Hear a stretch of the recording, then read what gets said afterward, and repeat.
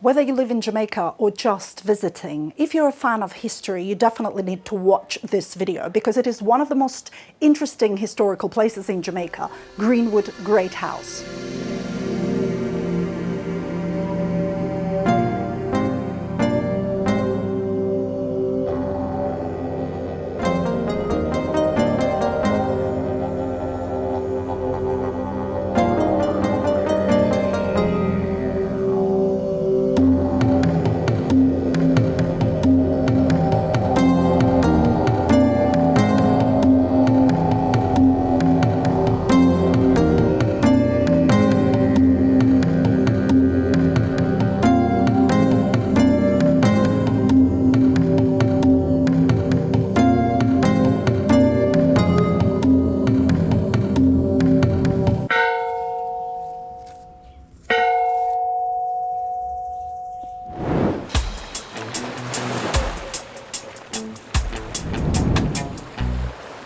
This video is sponsored by you. Thank you so much for the support.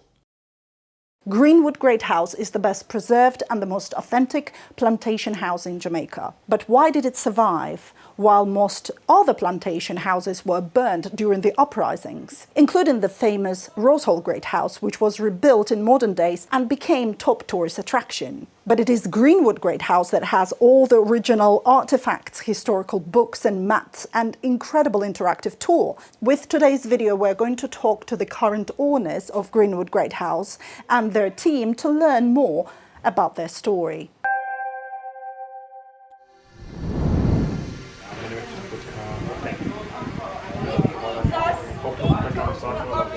Hence the trained scientists here around. On entering, you can help yourself to a complimentary rum punch or lemonade on behalf of your tour.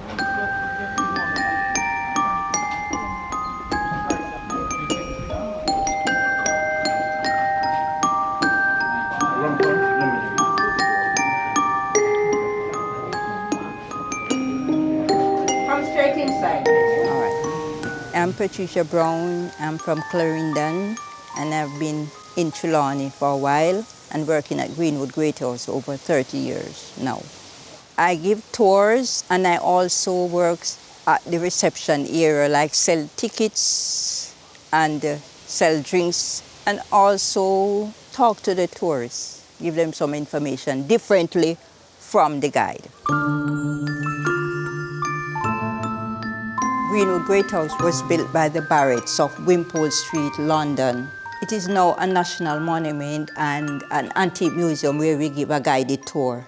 The Barrett family came to Jamaica in the 1660s, and after amassing a lot of wealth, they constructed this house mainly for entertainment. They owned over 2,000 slaves and 84,000 acres of land.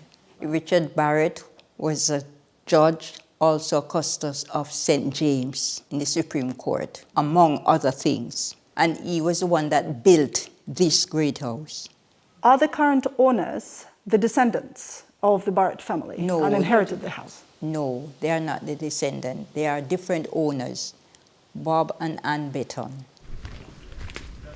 Good morning. Good morning. Good. Yes, hi. Hi, happy to see you. My name is Bob. I'm from Jamaica originally, but was taken to England as a child, born in Kingston actually. And I'm a co-owner of Greenwood Great House. I've been living in Jamaica now for 46 years, 45 of which is at Greenwood Great House. My name's Anne. I'm from New Zealand originally. I've been living at Greenwood for 45 years. I came to Jamaica with my husband in 1975. You're Jamaican. Anne is from New Zealand. How did you meet? Oh Lord, we met in 66, we got married in 69, so it's between 66 and 69. 68. About 68, oh, okay. We met in London at a nightclub named the Flamingo. And I'd only just arrived in England, and she asked some elderly Englishman, where are the places one shouldn't go? And he said, under no circumstances go to the Flamingo. So I went straight there. So she headed straight there. Why did you go there? Because I didn't like him. Well, just a nightclub where you go to dance and meet a partner, really.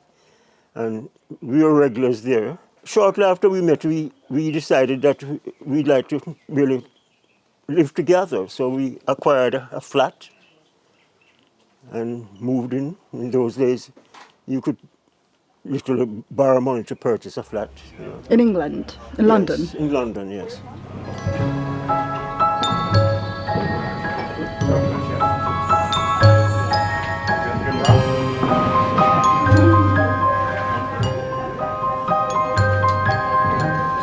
When we first came here, we decided to open a souvenir shop, and we started to produce those plates, but it was during a very difficult time. We couldn't get the proper equipment. We had to make our own kiln and what have you.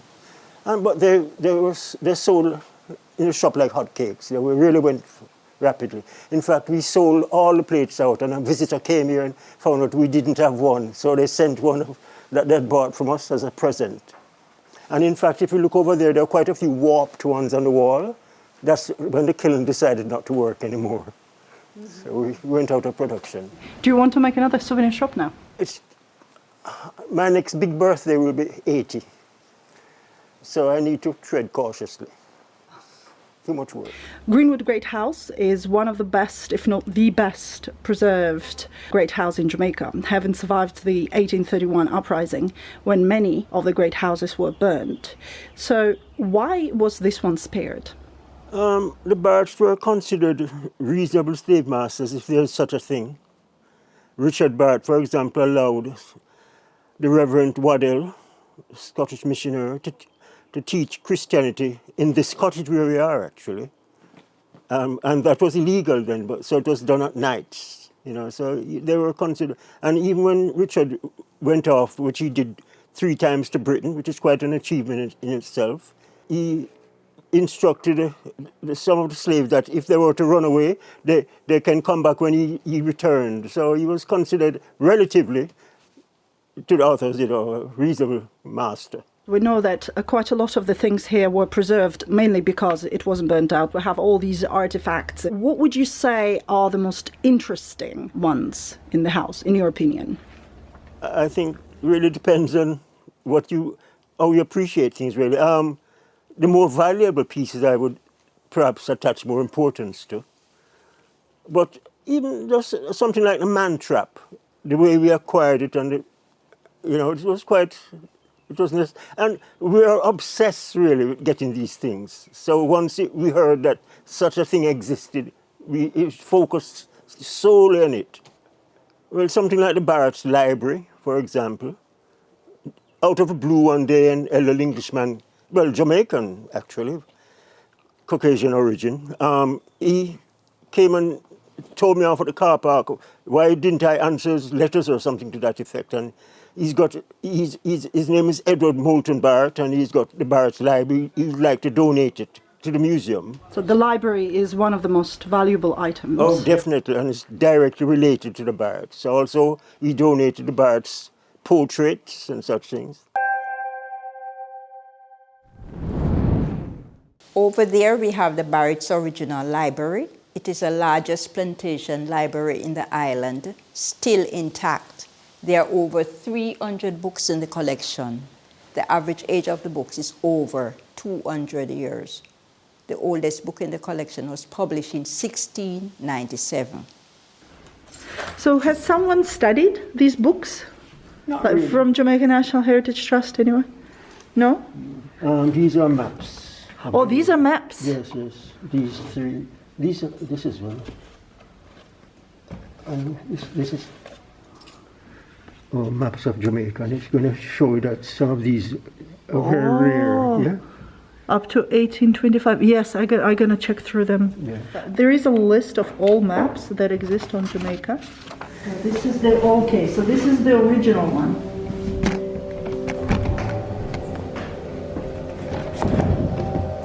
Right, so I wonder if somebody scanned them.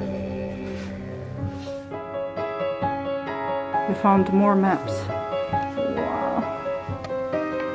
Oh, this is the big one that you said. Yes. Oh, 1804. That's a detailed map of Jamaica. All this is part. Oh, this is all parts of it? Wow, maybe we should use a floor. So this is, which part is it? Kingston? Oh no, St. Catherine. Okay, so it's South Coast, okay.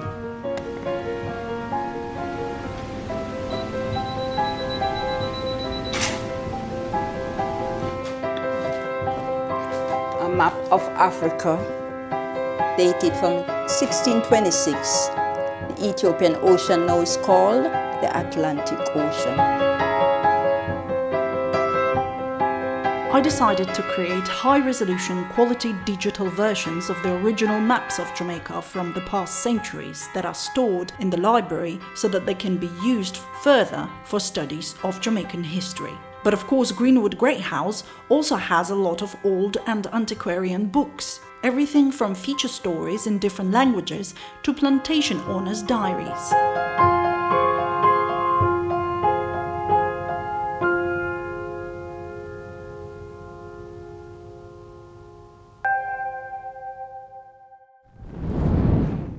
When you bought the house, did you just want to live here, or did you have this idea of turning it into a museum? On going through the house, by the time we decided to purchase it, it was a natural museum. I couldn't understand why it was not open to the public, really. So you were the first people who opened it to the public? Oh, definitely, yes. They had an American couple and their son living in a great house at the time, and beautiful antique tables, for example, they turned them into ping pong tables. So they were on the wrong track. On the upper veranda, the veranda was covered with linoleum. We had to tear all that up, yeah? But the major task was re-roofing the house. It had to be re-roofed because it was leaking in certain areas. And that was major. But even the instruments, they weren't working, but they were here, and one was able to get most of them working. Anne, in your opinion, what would you say is the most valuable item for you in the Great House? I like the polyphone. The polyphone. Oh, the polyphone. It is actually working. He fixed it. Here we have a penny in the slot upright polyphone. It took the owners of the house 8 months to repair it, but it's worth the effort as the sound is now perfect.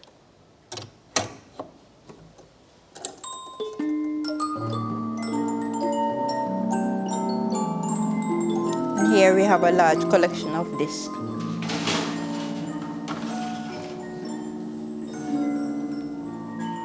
What is the principle of how it works? The notes, and there's a comb behind this that pricks the notes.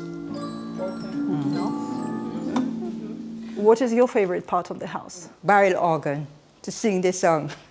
Yes? Yes, because they don't know it, so when I sing it, it's quite amazing to them. And some know it, but some don't know it. So I love that.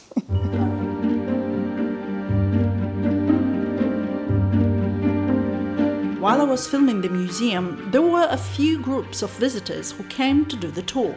It was difficult to find someone who would speak on camera to give their feedback, so I'm grateful to those few who agreed to share what they think about the tour. Oh, it was great. And the house was wonderful, knowing that it was in one family and all the antiques. Love the tour. The pieces, the musical pieces that actually are in working order, they play them for you. That was really nice. Got a little video of that. And the information that the guide gave was spot on. It's very historic, and I really liked the information about the Barrett family. In general, it's interesting. You get into this beautiful house, very old, with all these old artifacts, and they're still using it. And the view it's very nice view up here on the hill. Beaches you have all over the Caribbean, right? But you can only see the history when you're here, so. Oh, it was amazing. You definitely learned a lot. Just coming into the property is absolutely beautiful. It was actually a really good tour, very informative. It's like a step back in time. All of the different china pieces and the potteries and the statuettes, the musical instruments, knowing it's original. I'm so pleased that it's being saved and toured. Would you recommend to others? Oh, absolutely. Mm-hmm. Absolutely. I use a walker, but I can do some steps, and I was fine. Many times you go to a lot of these historic houses and the original pieces are gone, but they bring in period pieces, so they add the actual original pieces here, so that was fantastic. But I just love history. Would you recommend others to come here and visit? Oh yeah, I'd love it. I think anybody ought to come. We've been to a couple here on Jamaica, and both of them been really nice, but I kind of like this one better, to tell you the truth. The unusual features of these stairs is as you ascend, the treads get narrow. The Barrett family owned a total of 4 great houses, and it is said that Greenwood was built, specifically for entertainment purposes. You already mentioned, but what kind of entertainment? Parties, dancing, ballroom style, lavish parties. So it's mostly parties that people have yes, here? Yes. Ballrooms? Yeah, ballroom. Is there like such a thing as a ballroom in this house? Yes, that's a ballroom. The first section was the ballroom, and this section added in 1780. So the ballroom is 50 years older than this section. I think it's the biggest room here, So there was no table here? No. So if you notice, this window here is the outside. Oh. If you notice, and this is a doorway, so this is added on.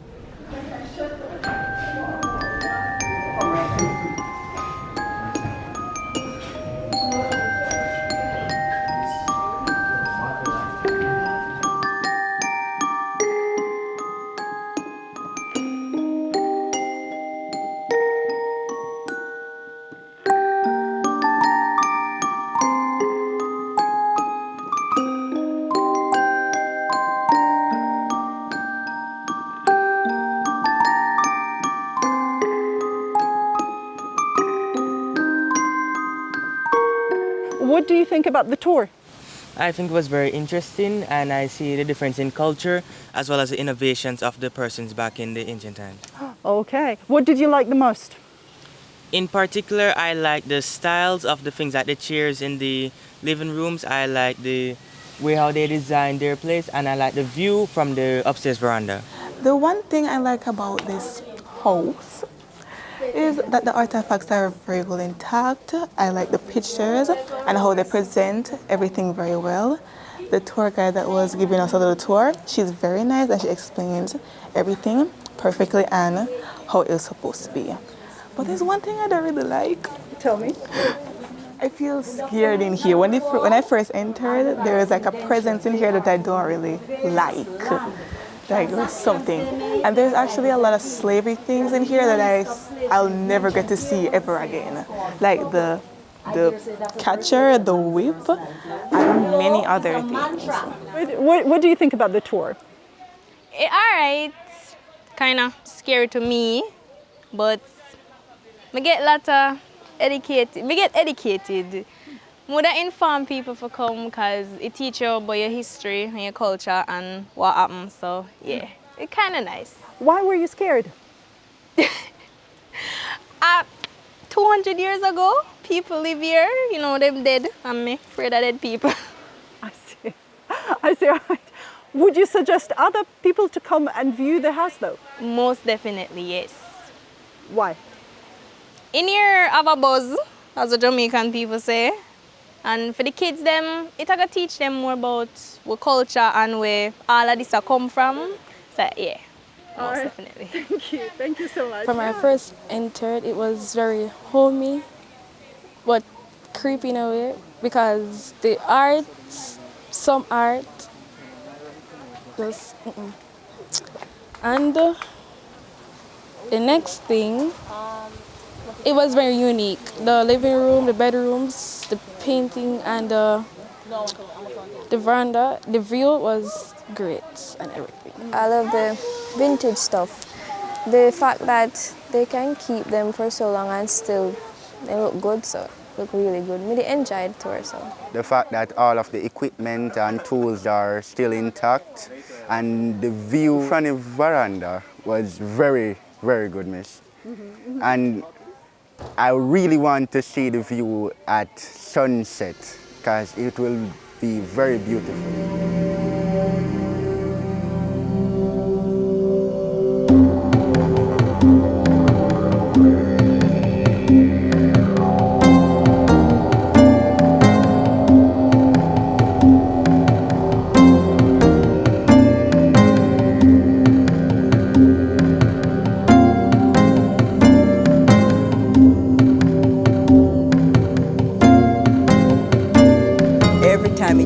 hot, I'll take a peek up here to get cooled down.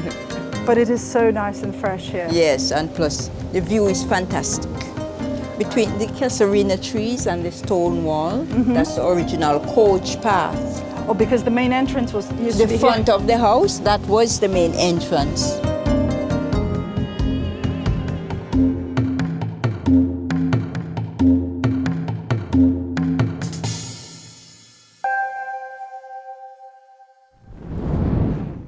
The real question everybody wants to hear is, how did you become the owners of this historical property?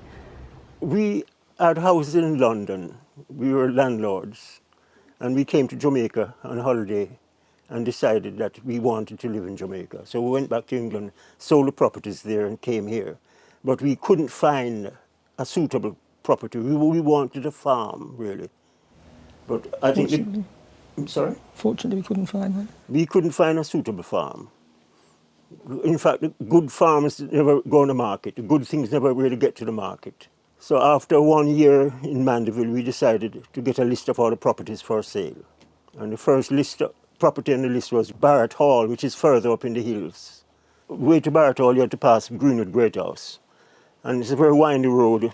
We saw an elderly Englishman standing outside a taxi.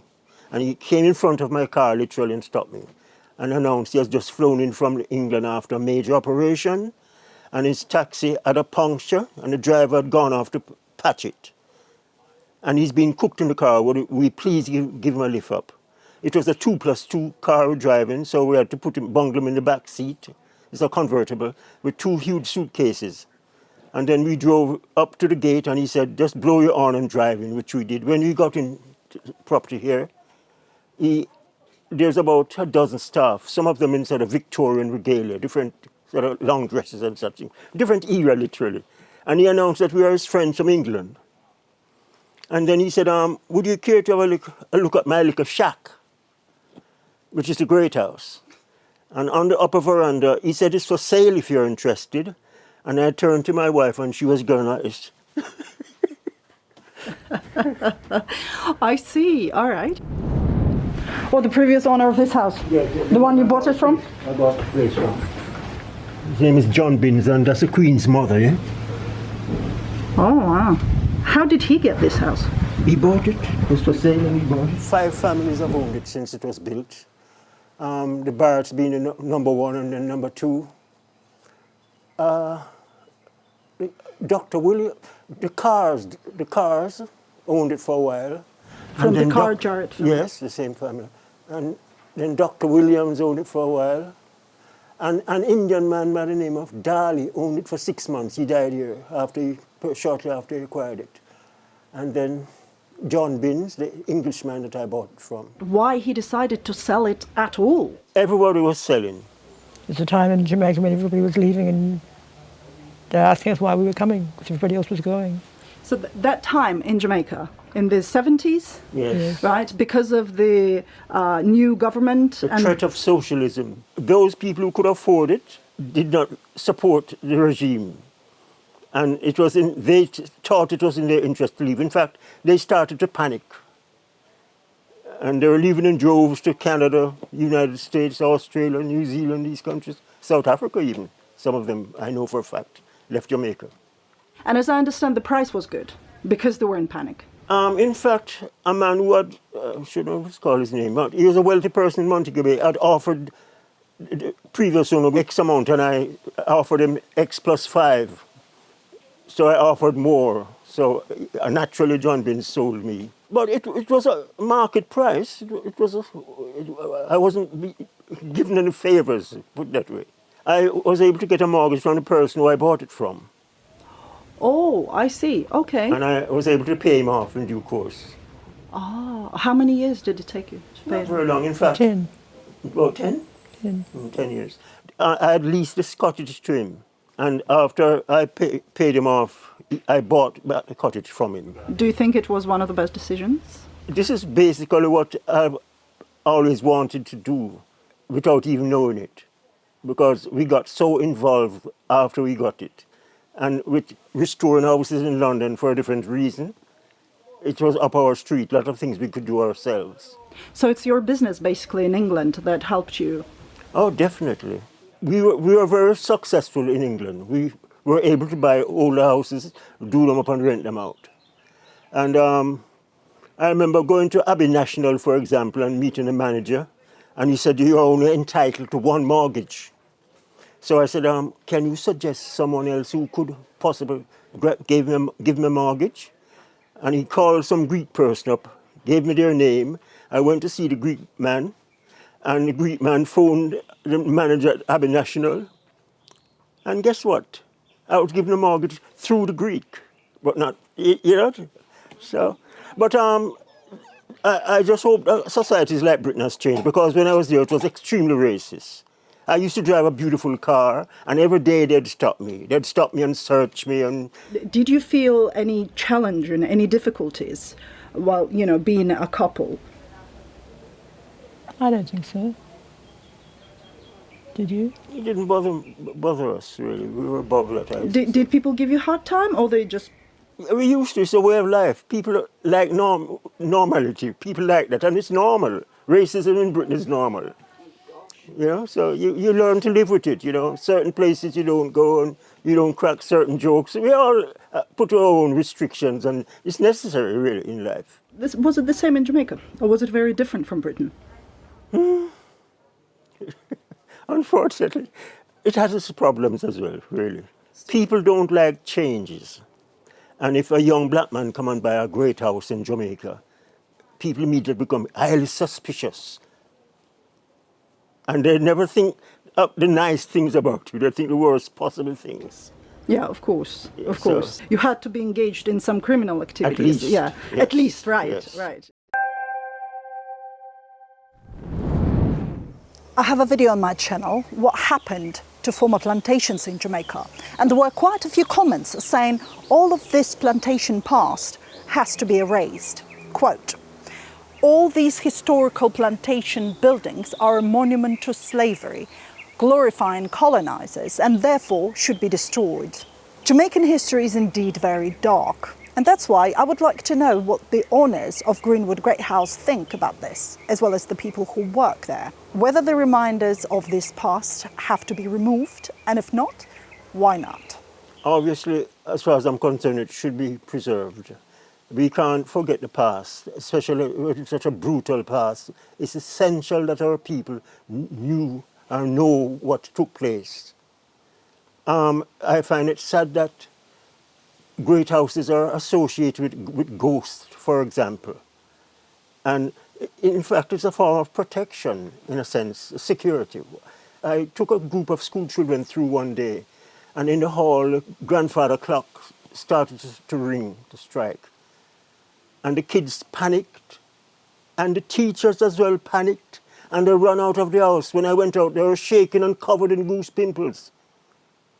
Because this is a story we have about great houses, but it serves another purpose. It's essential that we know our past. And we should not be ashamed of it. The man who did the cruelty is not ashamed of it. So, you know, destroying the past is destroying ourselves, really. Mm-hmm. What do you think, Anne, about preserving history and why it is important, or if you have other opinion? I agree with Bob. Do you ever think about it when you work here? Yes, sometimes. Sometimes when the people you're carrying are talking to them or try to communicate with them, they give you a feeling of resentment. Then you feel that way at that time. Why do you think it is important for people to still come and view what the Great House was like, how those plantation owners lived? Because some still want to know the history behind, to feel it, to see what was being said or they read in a book. So they actually want to feel the real thing. So that's why I think they come here. Why is it important to learn about history, no matter how sad it is? Because you want to know where you're coming from and where we are going past that.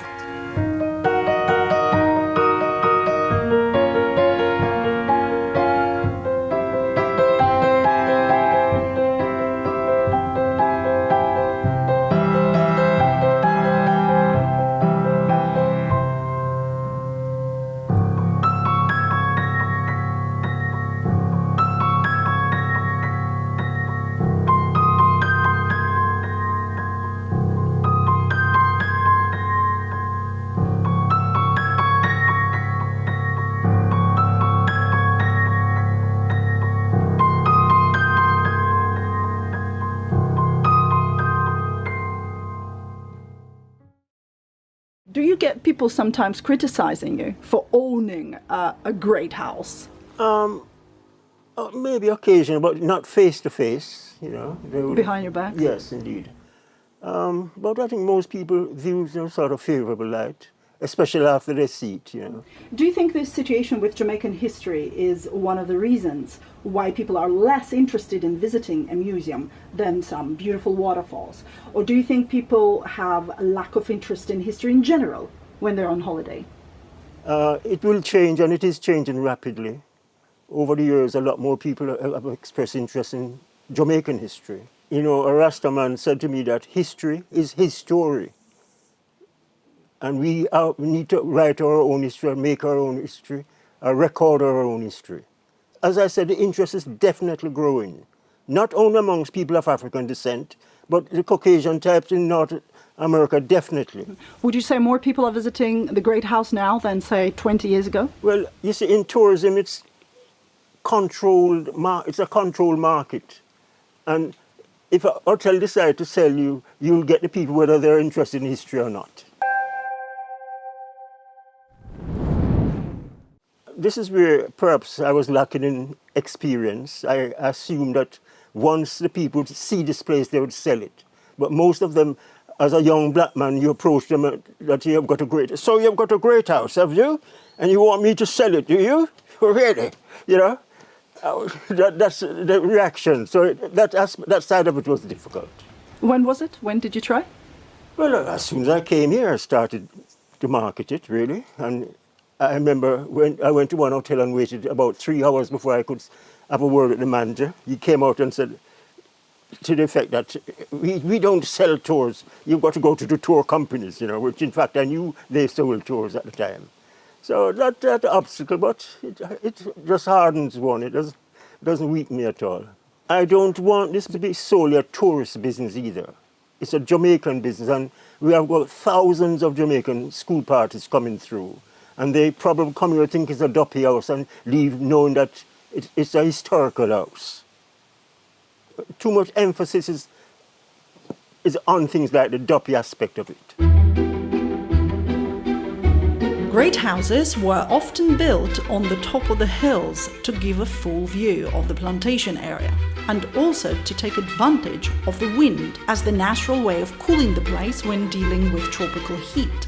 This, of course, gave the house a very special atmosphere that you can experience even now, especially on a windy day. Just listen to this.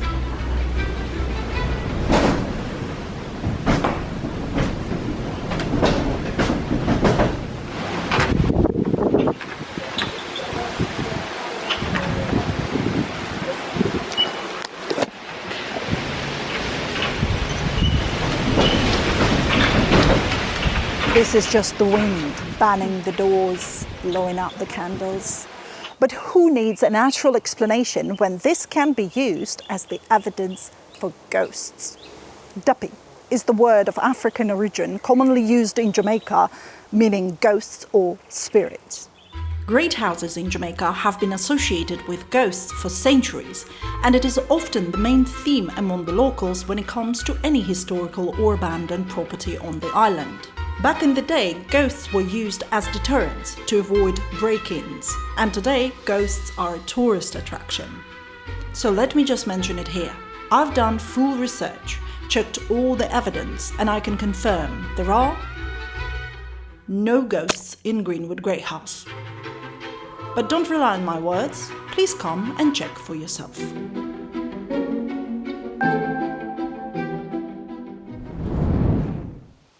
I must try and put this in. At one stage we had a local rate and a tourist rate. And I remember on one occasion a lady came up and she's paying for 20 people, local rate. And when I went out, she was the only Jamaican on the group. So eventually I decided having one rate. But of course we have got school parties and church parties, a lot reduced rate then, you know. Individual couplers or Jamaican couple comes up, they pay the same as a tourist. Guys, I've done this excursion about 4 times, and each time I come here I still learn something new, because there's just so much. to look at, and especially if you stop by different artifacts and you read the notes to them and you learn about them. When I visited Greenwood Great House for the first time, I didn't expect much, to be honest, because again, I heard all these stories about duppy houses, but I was really surprised, not only to see the place and the artifacts, but the tour itself. So how did you come up with this, like the actual story that is, It's really just working what is available. My wife and I went through and we prepared a tour, literally. Mm-hmm.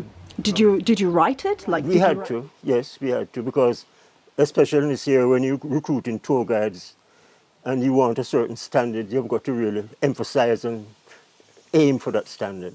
I think the Ministry of Education, for example, ought to pass along this way sometime and decide whether it's worth for our school children to see these places, because it's not based on fiction. What about adults? We have a lot of middle-class Jamaicans from all over the island coming through, couples and occasional families, that type of thing. So we get a fair amount of that business. Would you say this trend is growing? Like more Jamaicans are coming? Oh, definitely, yes, yes. A lot of people who thought that they wouldn't enjoy it and reluctantly come along because maybe the rest of the family forced them, are always pleasantly surprised. The view alone from the upper veranda is worth it, honestly. You can see the literal curve in there at surface from the veranda. The ancient musical instruments that are still working.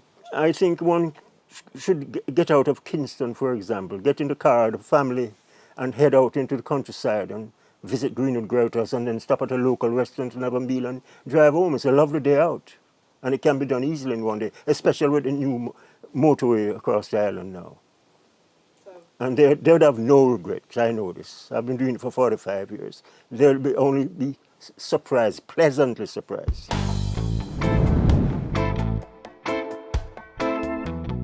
Would you like to visit Greenwood Great House? A few options for you. If you have a car, come by yourself. Please see the link in the description to see the exact location of Greenwood Great House. It will cost you the entrance fees, fuel to drive here, and the car if you are renting one.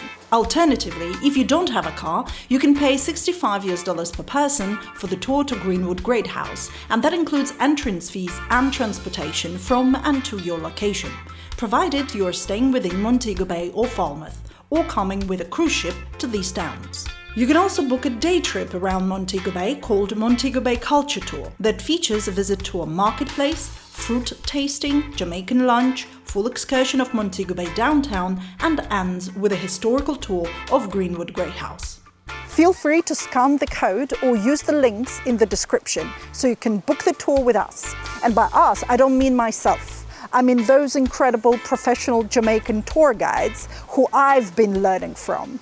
I've been running this channel for over 2 years, and I've noticed that people are often interested in visiting the places I'm talking about, while major tour companies would usually promote other things. So I'll have a company now called Irie Lab to focus on off-the-beaten-path travel and day trips. So guests get more for the money they pay, and a large part of this money stays within small local communities, because that's where we take the guests rather than to just major tourist attractions. Will this approach to tours be successful? We shall find out soon. Please check out our website. Thank you so much for watching. If you have found this video useful, please don't forget to give it a like and share it with others. And the special thanks are always to our patrons for their continued support. If you also wish to join them and add your contribution to this project financially, you can do so from only $5 per month. My name is Irina, and I'll see you in the next one. Bye for now.